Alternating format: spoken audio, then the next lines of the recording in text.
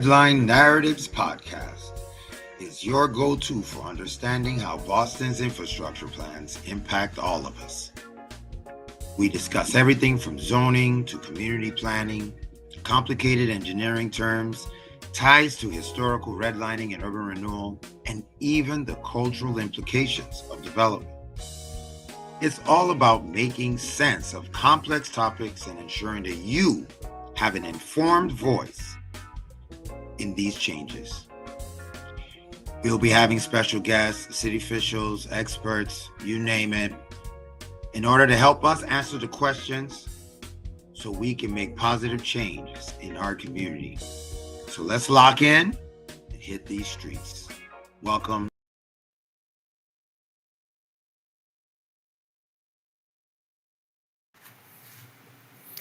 Hi, everyone. Welcome to the Redline Narratives Podcast. I'm your host, Marlon Solomon. And today we're going to be talking about development without displacement. It's part of our Boston Redline 87 Black History Month event series, which kicks off this Saturday at the Mass State House for recognition of the People Before Highways Day. In 1969, a broad group of community members, of Bostonians and Cambridgians, just like you and me, came together to fight the system and ensure that highways, in particular I-95 and I-695, the inner loop, were not built. Whilst displacement still happened in and around Lower Roxbury, there was a great amount of Bostonians that were saved by it. So please check us out this Saturday, and we're doing this to bring the communities together. A lot of us are working very hard in various communities in and around Boston to educate our community members about what's going on, and we are working in silos, y'all, and we need to break these silos and bring the whole city together. So we're having on February 22nd at the Hyde Park Municipal Building, we're having a bunch of people come together to talk, workshop, and the point of it is to bring our demands to the table and to come together to put a group of demands that all of us can stand around and we can fight and make a big push to save as many people from being displaced in Boston as we can. So we'll hope to see you there. I have some more information in the comment section in the profile of this video, so check it out. So like I said, we have about 12 events coming up, so I'm going to be really busy, but I'm going to be having podcasts on different topics throughout. We're going to be having a documentary screening, our first documentary called Redline Narratives, the Lost Cultural Hubs of Boston. We're going to have walking tours of Roxbury and Dorchester, a lot of events to do, and even I think one of the things that I'm trying to really point out that we're trying to take this Boston Redline 87 Black History Month event series and turn all this education and activism into action. And so one of the whole parts about what we're doing, one of the major factors is we're trying to bring help some community members here in Hyde Park advocate for a health center, a new health center that was promised to be built right here in Hyde Park in the multicultural communities, these underserved communities that we serve. So please check it out. Like I said, there's QR codes, there's all sorts of stuff. And please make sure that you attend some of the events and participate. There's a petition and much, much more. This podcast actually is going to be a little bit different from the ones I normally do because yesterday there was a hearing chaired by Counselor at Large Julia Mejia, and she did a wonderful job, and a lot of community members from all across Boston came out and they made sure that their voices were heard, and we're going to be hearing a little bit of clips from that. I can't wait to get to that. But before we get into that, I do have some clarifications to make because there was some feedback, and I love feedback because obviously I do these podcasts to try and help the community learn more about what's going on. And then sometimes I say things and I don't mean to for it to come off a certain way. So a clarification is needed. But I thank all and encourage more people to definitely give their feedback. And this feedback, before I get into exactly what happened, I want to make sure that we have some new definitions, y'all. So get your pens and papers out. So basically, I want to talk about three different things. First of all, is what in this podcast I'm calling the effective recommendation, right? We'll see it a little bit, but basically, sometimes the BPDA makes suggestions and recommendations around maybe one street or one area. But we all know that our communities are an ecosystem, right? And everything is interconnected, and what happens here will affect things that happen down there. Imagine if I was able to somehow make Forest Hills vanish.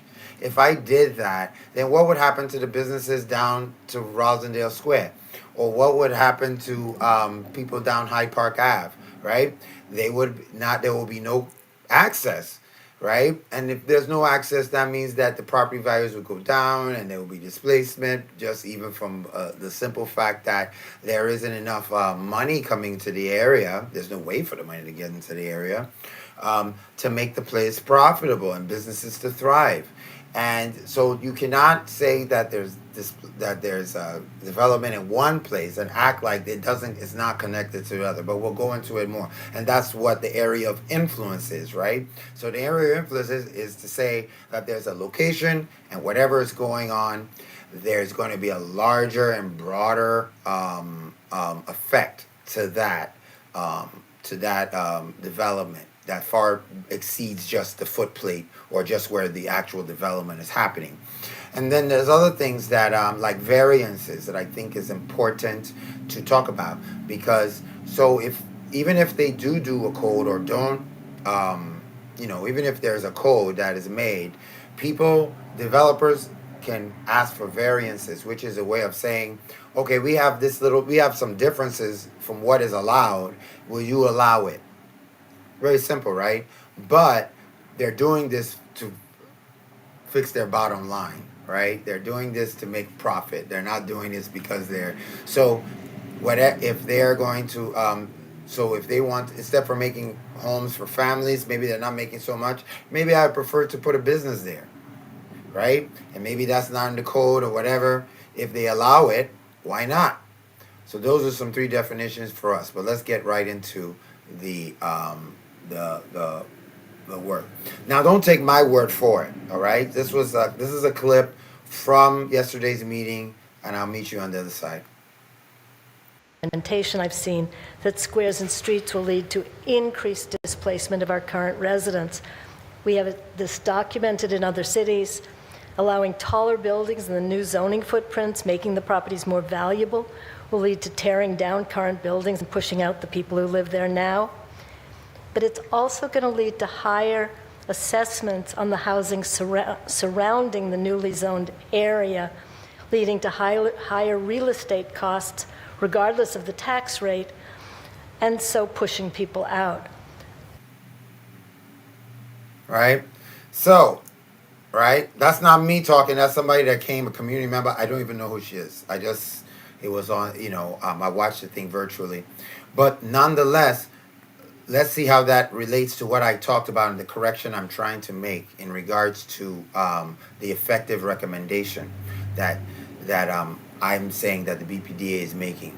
All right. So as a part of effective recommended area, that area that you see that's highlighted in this red area, right? That is the area that I said was recommended by the BPDA. And like I said, I did not mean to come off in that way, because that's, if you listen to the whole podcast, you'll get the gist. But everybody has a right to say what they need to say. And yes, that was not accurate.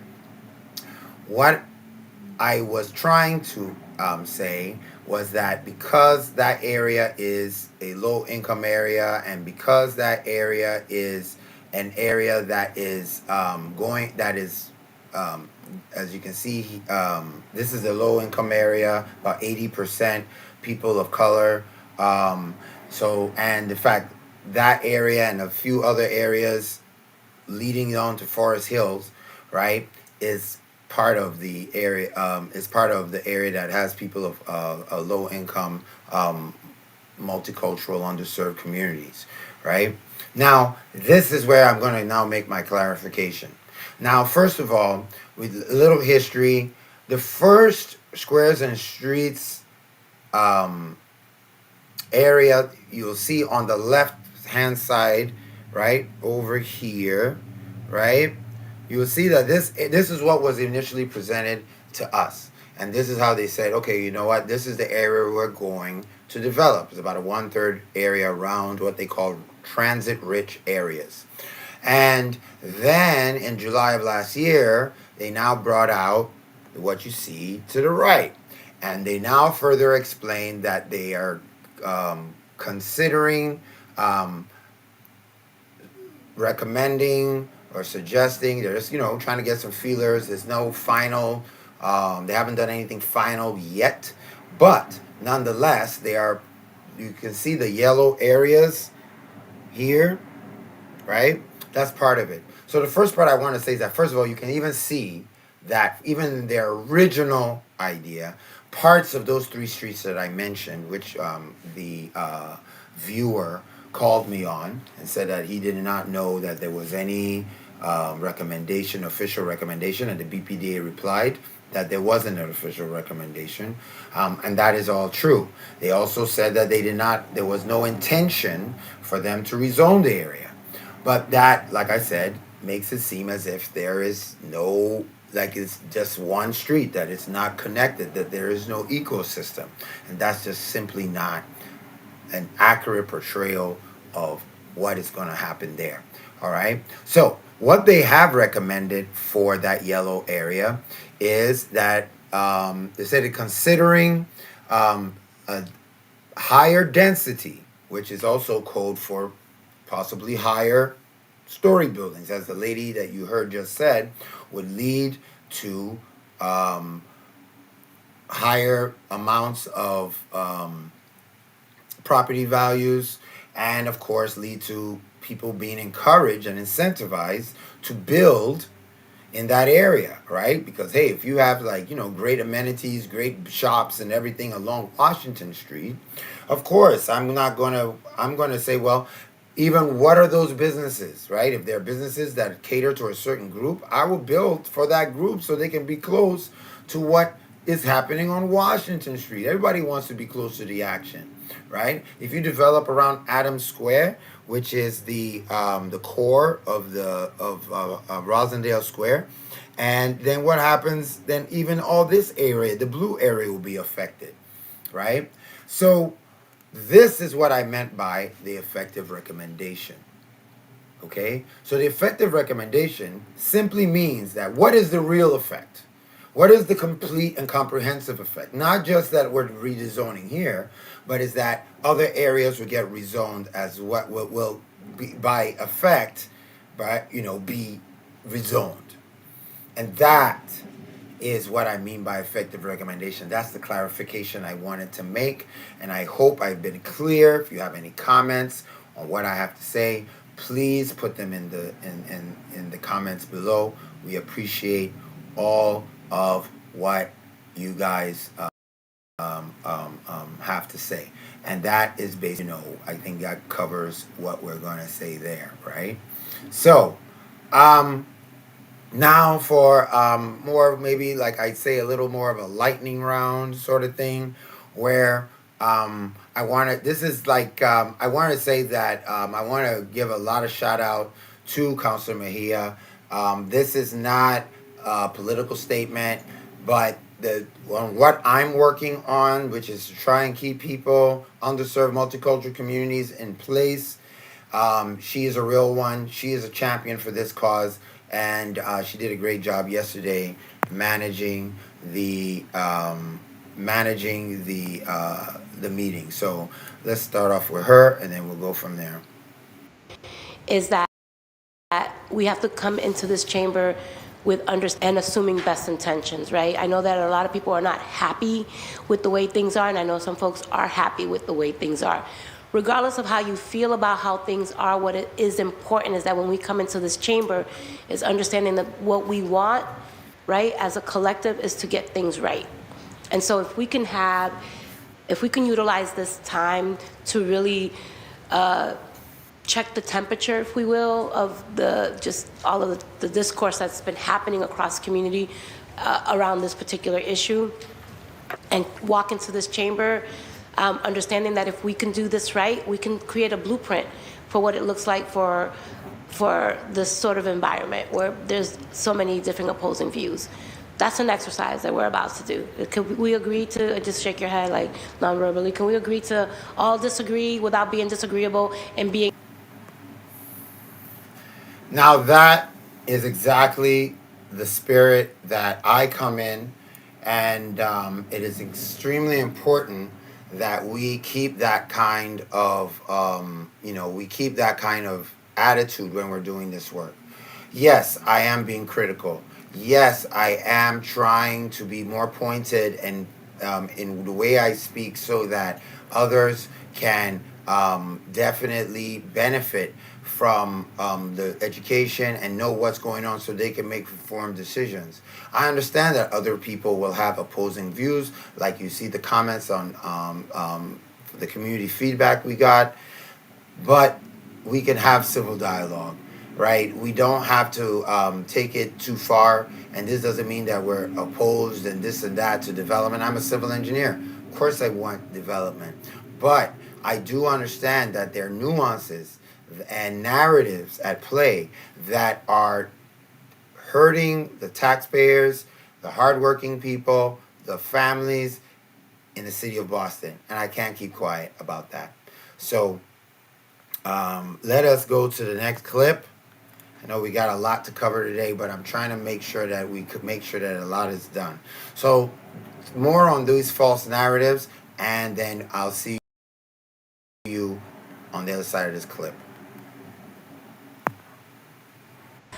And I think it's clear, at least from the hoods I represent, that more come to a meeting about a curb cut than an Article 80 project.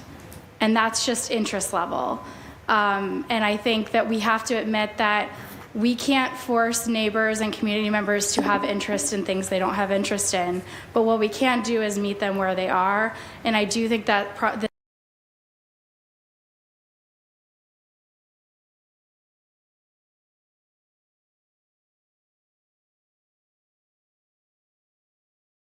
this process has done that. Same. When I heard that yesterday, I can't tell you a lie. It was, I was offended. I was offended because that was not, I mean, to say that people are not interested in whether they'll be able to live in the communities that they live in is just a narrative that is extremely dangerous, because that narrative now says, oh, well, we don't have to spend a lot of money, so we have a little budget for outreach due to the fact that, A, people are not interested, right? And then it does, and then I think it absolves the BPDA of making the effort and having the cultural competency to deal with different communities where they live, right? One of the main criticisms that I would like to point out is that, you see, why the BPDA that actually lives, that is in charge of stewarding development in Boston forever, right? It's not like they're going anywhere. Why don't they have satellite offices in these communities so that when things come up and they want to sell or they want to, whatever they're doing, they already have made inroads into the community? You can't just come in at the end of the day, right, and then start putting things on buses or bus stops and putting websites out, right, and then say, well, we've reached out, they're just not interested, especially to communities that have been marginalized and redlined and urban renewal and discriminated against with the very infrastructure that exists today.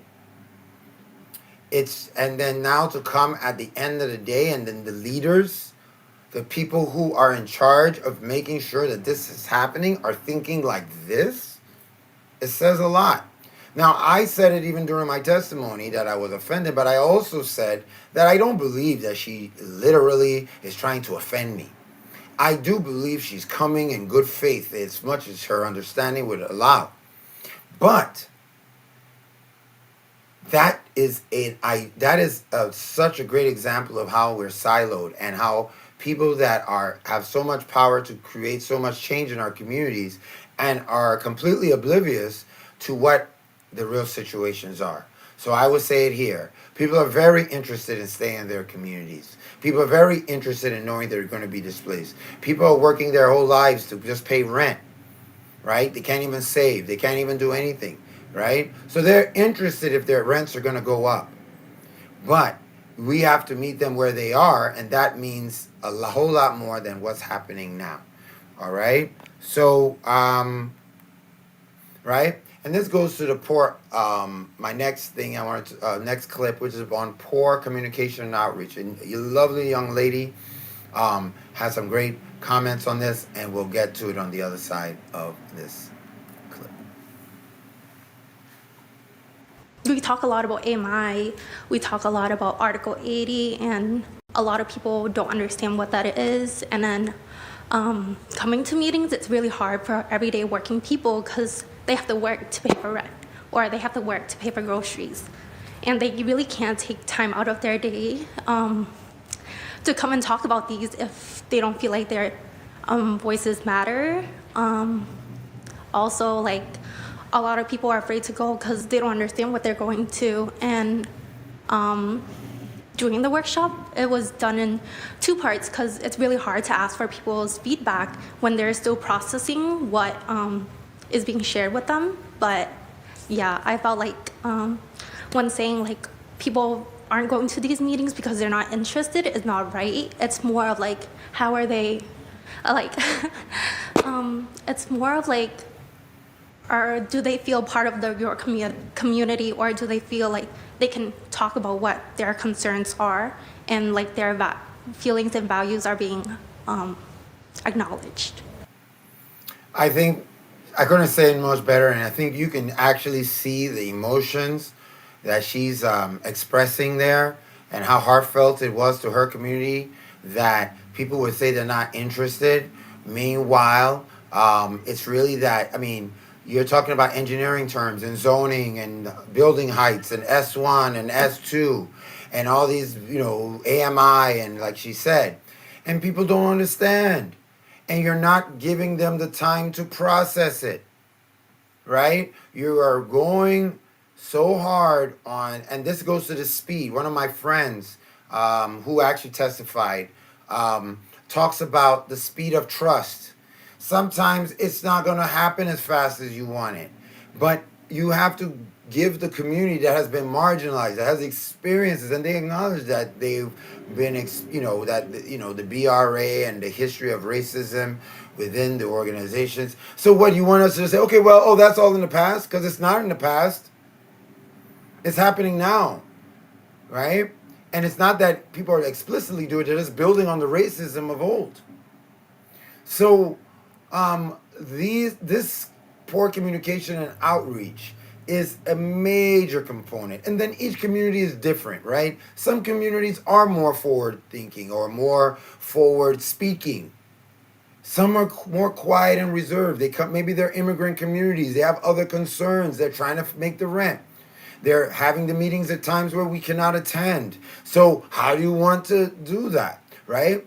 There needs to be a lot of money, which is, that's the dirty word here, that needs to be spent to outreach in these communities. And long-term strategies, not just, we have a new something coming up, a new rezoning thing, so now we're going to come out there, we're going to do some pop-ups, we're going to talk about this, we're going to have some, I even heard of outreach to a Latino community, and they were serving hot dogs, right? I can't even go into that any much further, right? But this is part of the issues that we're facing. And so the next piece is actually from Councilor Orwell, and I think he gives a great, we have a couple of clips of him, so let's get into those, and then we'll get to talk on the other side. 30-unit rental market in one of the top real estate markets in the country, and now it's gotten less expensive and more faster for them. But I want to know, like, what is the benefit? Like, what does the community get to reap off of making it more streamlined and more expensive? And I know you guys will say probably housing, but like, they are increasing their bottom line, right, at the end of the day. So like, what is it that's a tangible? I know guys might say housing, but I want to hear something other than housing. Is what is that tangible give back from the community on getting this to be less expensive and more streamlined? And then the amendment to. Now that's the first bit. He's explaining that the developers through the squares and streets get more streamlined processes so that they can build faster. And he's saying, what does the community get apart from housing and of course displacement? That's the dirty word that nobody's saying, right? What are they getting, right? And that's always a key question to ask in any of this development work is, who is benefiting from the development? And you can tell because they have to build for that development. Okay? And when you're building for people, you have to build towards their culture. Right? And there's a whole, I can't go into it right now, but this is part of my restorative project management work, is that there are cultural artifacts and cultural behaviors that you can design and help communities with and for one is multi-generational homes, because they're people of color, people of culture like to have multi-generations. Grandma got to stay here. She's not going to old folks home. If grandma stays here, then guess what? Our young people, our babies that don't have to go to daycare, right? Which is another thing that people of color are not really too, we're not too hot on. So there's a natural weight of daycare, and that is how you keep the circle of life going. But if you don't design your house to accommodate that, and he gets into the next clip, then you have problems with the development. So here you go. Who is the housing for? There's so much data and reports, and I constantly have these conversations with the planning department around the need for family-style housing in our community, the ability to address the wealth gap. Equity is part of the mission statement for the planning department. One way, we all know one of the fastest ways to address the wealth gap is the ability to buy a home, so the creation of home ownership. Right? Like, how are we prioritizing not only the needs when it comes to family-style housing? Because, there's plenty of data, and I just want to read this real quickly.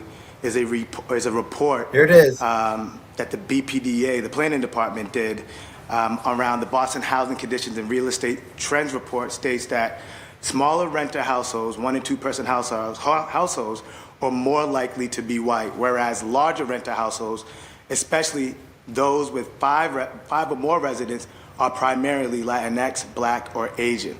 So how is our zoning code in Squares and Street prioritizing the creation of that? Another report that kind of points out the same thing is the Boston's Inclusionary Development Policy Analysis, and it highlights that 63% of owner households and 86% of renter households with 5 or more individuals are BIPOC. So furthermore, speaks to the need of family-style housing within Black and brown neighborhoods. And to Councilor Fernandez's point, it's like, is that data, right? Is that need presented to the community so that they know when they're having these conversations about the zoning, what they're voting for and who, right? Because we know inventory, decides who lives here and who gets displaced. Is that given to them? Thank you. Yes. Wait 1 second. I love all that.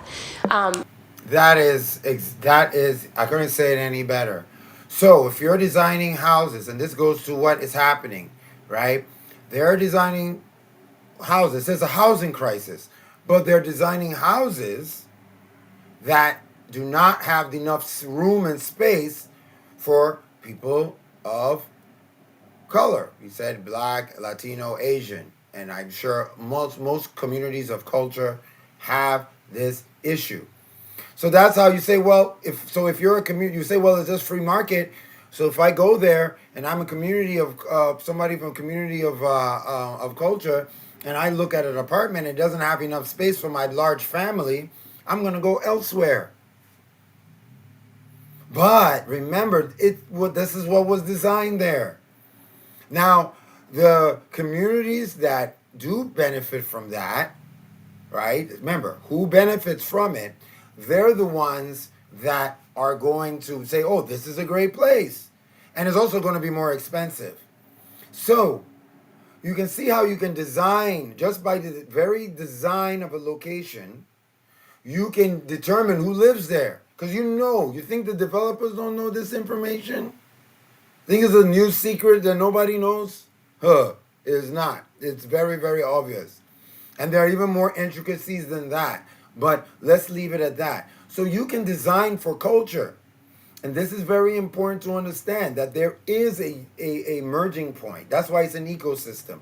A merging point between culture and project management and cultural hubs. Because a cultural hub for one community may not look the same as another community based on their behaviors. Right? So I thought he did a great job. And I hope that this part, you really paid attention to this part, because they're designing and trying to put in homes for, single families or young professionals here in Hyde Park. So if they build that, then if I need a big space, I'm not going to live there. All right? So all this is to say that there needs to be protections. All right? One of the false narratives that's out there is that this squares and streets can be done and somehow there won't be any displacement. It's not possible. We'll get into that, but let us listen to this clip. See you on the other side. Policies are in place citywide, that there's a priority not just from the BPDA but from the administration, from other other parts of the ecosystem within your world, obviously have to play a role in that. Specific to squares and streets, what we are saying is that we need to have special protections within neighborhoods that have a high risk of displacement, like Fields Corner, and that we need to explore and develop what that can be codified in our neighborhood-specific plans. So, looking at, can there be high, area median income that matches more the residents' incomes in our neighborhood. Area median income. That's a very big one that we're going to do another podcast on. And basically it explains how they calculate what is affordable based on what people are in a certain area, right? I'll go back to episode 1, watch that one, and you'll see what the zoning gerrymander is, where they put a poor group in with a rich group, and then when you average out the area is so high that by the time you can now calculate the AMI, the area median income, you'll now find that what is half of what the rich community has, and you half that, it's like the poor community can't afford to live there. So there needs to be protections. There's a whole slew of them, even a protection from the rapid speed that they're doing this at. Right? How can you now, Squares and Streets has been around since early December 2023. And they're I don't even think they fully announced it, but they've released a anti-displacement policy, which is about 55 different programs that were already in existence and do not serve the purpose, and they can't really. I don't think they can even barely make a dent. It's very sectionalized, but there's a guy that talks about this. And he does a brilliant job. He has 4 points. Please listen closely, because this is what every community in Boston should be advocating for.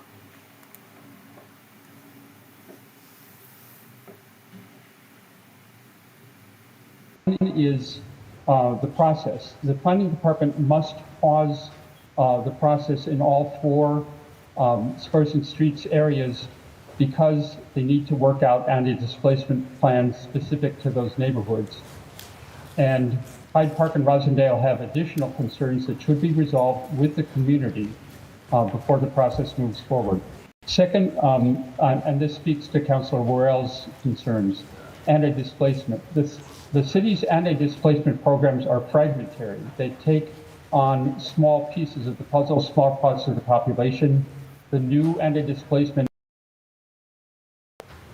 cover the whole territory. Each neighborhood needs a comprehensive anti-displacement plan that is specific to that neighborhood, and it needs to be worked out with people from the community, the people most affected especially. Third, the lack of real planning. If councilors look at the Spurs and Streets engagement template that Ms. Chambers referred to, you'll find the planning department is not setting any metrics. They're not setting standards for how many, for outreach that matches the profile of the community, the demographics. They're not setting outcome metrics, how many housing units or affordable units are going to be created. They're not setting equity metrics. They don't want to estimate how many families Squares and Streets could displace. They're taking a new zoning plan, throwing it against the wall and seeing what sticks, and that is not planning.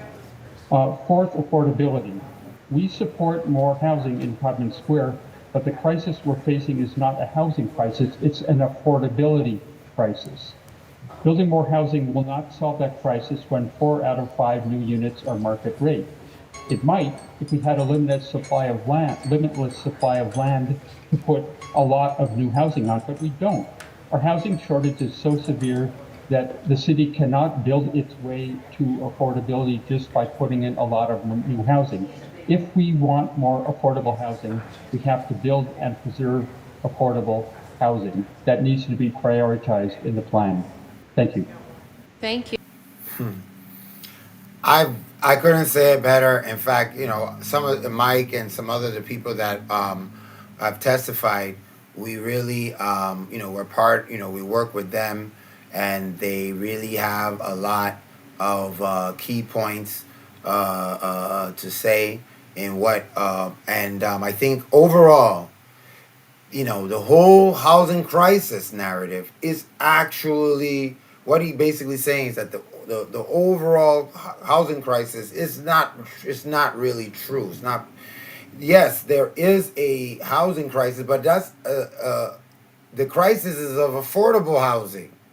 It's not the crisis of housing in general, right? There are a lot of places that people could live, but they can't afford to live there. So now and what they're planning to build, right, is going to be 80% market rate. So whatever they're going to build, they have 10 units. Only 2 of those units will be affordable housing. And even that will be based on what they call the AMI, which is the area median income. Like I said, we're going to have something a little more detailed than that. But that could be based on things that are not in the community's control. Like I said, it could be for richer communities, and average with richer communities. And as a result, still not affordable. So, that being all said, if the very narrative that is forcing the Squares and Streets to go, if the community is being told things, why are they being told this, right? But it's not just me that's talking. Listen to Councilor Fernandez Anderson and see what she has to say. So I don't think that you can do development without displacement. I do believe, however, that you can mitigate as much as possible, and then that's the balance. That's the struggle here. So one, my constituents have been advocating for study of impact of transportation and environment. Specifically because you are saying that Squares and Streets is essentially an anti-displacement effort to anti-displacement, housing, commercial, environment, as well as transportation. And then the constituents are also saying, if you don't do this with intention, with transparency and inclusion, then in a grassroots level where you organize people and you slow it down, you are excluding us, therefore displacing us. And so it's actually counterintuitive completely to what you promise. And an evaluation of need. Do we have the numbers of each square, how many affordable housing To what degree? Bedroom size, families? Do we know the need for each area? Have we presented that? If we do, have we presented that to the communities?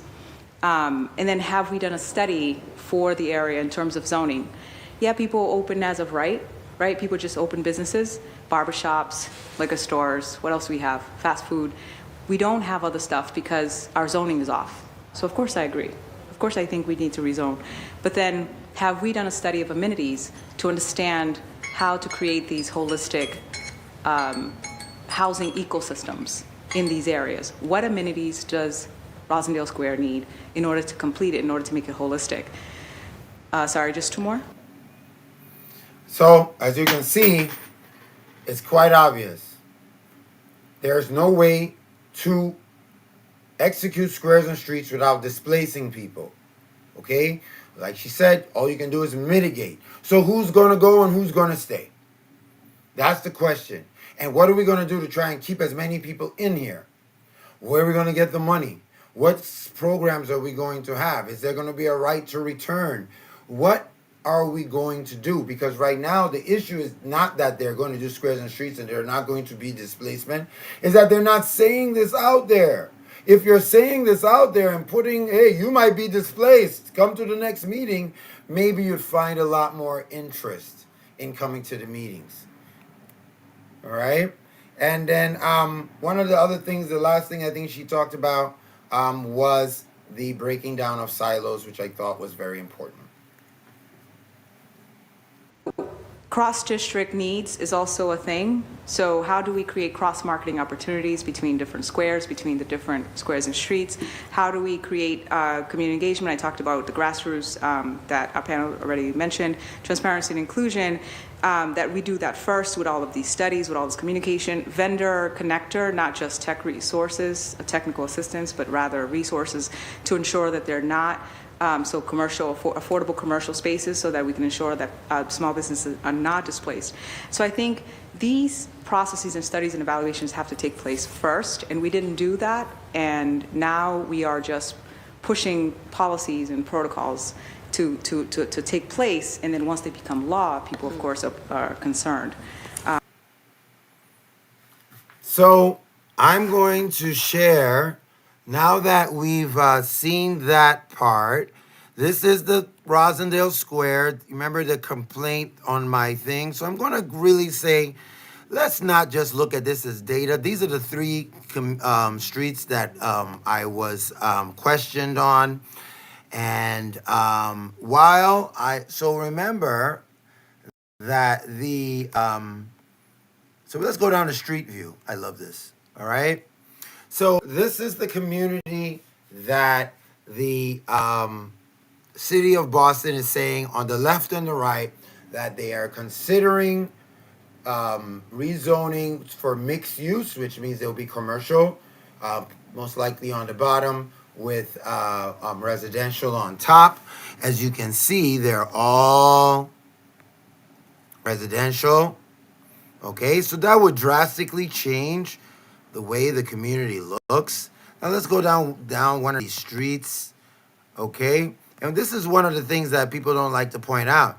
Now remember, this is Washington Street, like they said. This is Washington Street that they are planning to do, and this building obviously is probably on Washington Street. But you can see it extends a little bit into the Stillman, right? So if this is redeveloped, then why wouldn't these other places be redeveloped? Right? Why wouldn't they be developed, right? And that's kind of where it goes.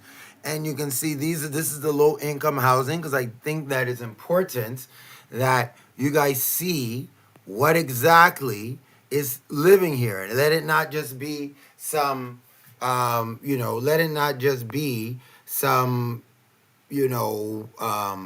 something that is just being talked about as if it's just not real people. People that you may know live in that community, right? So it's very important at this stage of what we're doing for us to understand that real people live in these communities. And if you change what happens on Washington Street, right? If you change what happens on Washington Street, we can even go right on back, right? Let's go right on back. Let's go right back to Washington Street. You know, I love this thing. Although it does seem like you're in a time warp. Oh wow, it froze. All right. Right? If you look and see what's going on Washington Street, oh, we're not there yet. Right? And change all of this to housing, then what's going to happen? To mixed use, you can only imagine what's going to happen. So, I would like to, thank everyone. I know it's kind of a long podcast. Normally, I try to make it a lot shorter, but it is challenging. What's going on? Oh gosh, now my computer is slowing down, y'all.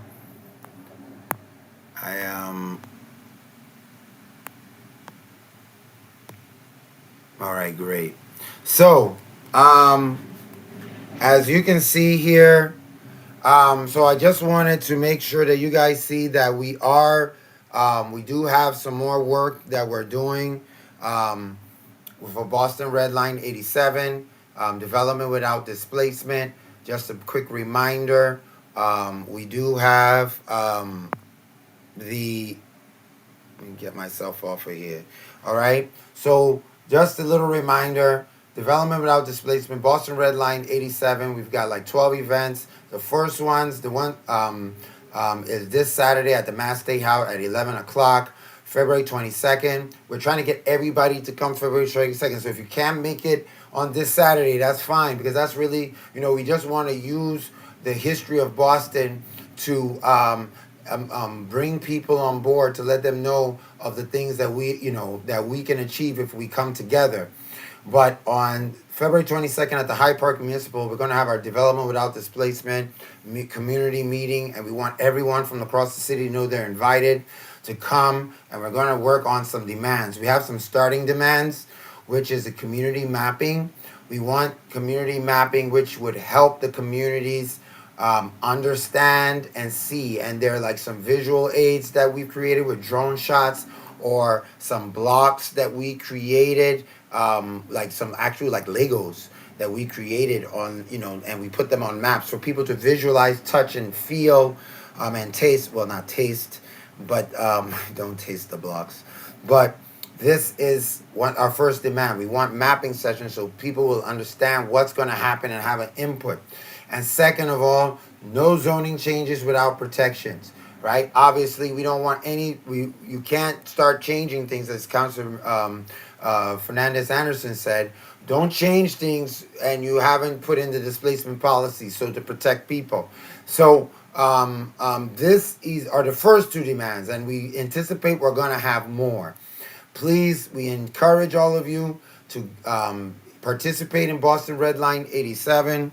It's going to be a great great event.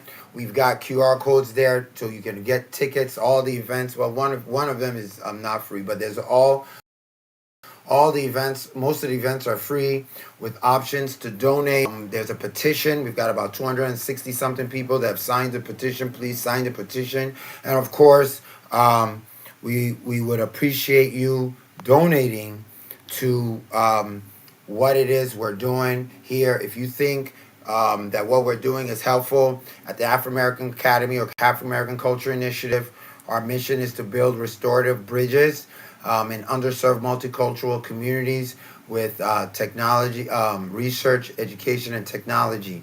And I hope you're seeing that this Red Line podcast is one of those restorative bridges that we're using, accessible to all. It's on YouTube, trying to use language that people can understand, and a lot of the research and the other things that we're doing. So if you think that this is something that you would like to support, please, the smaller QR code is for that. Please make a donation. We'd appreciate it. We're 501c3, so we'd appreciate that. And of course, the big code is our petition.